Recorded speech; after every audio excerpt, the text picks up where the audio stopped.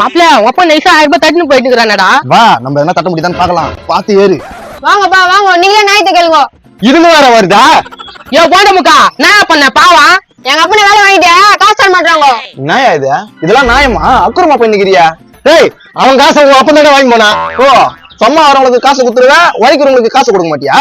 சட்டப்படி பார்த்தா உங்க அப்பனை ஒதிக்கணும் மாப்பிள்ள. அதெல்லாம் அப்புறம் பாத்துக்கலாம். சரி, ஒழுங்கா காசு கொடுங்க அவங்களுக்கு. மேஸ்திரியா, இவங்களுக்கு பிரச்சனை பண்ணிட்டே இருப்பானுங்க. காசு அதனால தான் கொடுத்து விட்டுரு. ஓ, எனக்குன்னு இருக்குது அந்த 1000 ரூபாயா? அது வேற கேக்குற நீ? கொடுத்து விட்டுரு. என் சம்பளம் தரல இல்ல, அதுல கழிச்சுக்கலாம். எங்களை மாதிரி ரவுடி பார்த்தோன்னே மெசேஜ் ஆகுது பாரு. டேய் முன்சாமியா, காசை வாங்கின்னு ஒழுங்கா போடா. நோ முன்சாமி, என்ன பாத்தியா? நாங்க வந்த உடனே மெசேஜ் ஆகி காசு கொடுக்குறதா? ஆம்பா, நீங்க வரலன்னா தந்திருக்க மாட்டோம் அந்த ஆளு. அப்ப ஒத்துக்கிடல நாங்க வந்து வேலை தான் கொடுத்தாங்கன்னு. அதான் ஒத்துக்கிறேன், நீங்க வந்ததால தான் தந்தாங்கண்ணே. புரிஞ்சுக்கண்ணா. சரி, ஏன்பா அந்த காசு கூட எப்படியோ வாங்கி கொடுத்துட்டாங்கப்பா.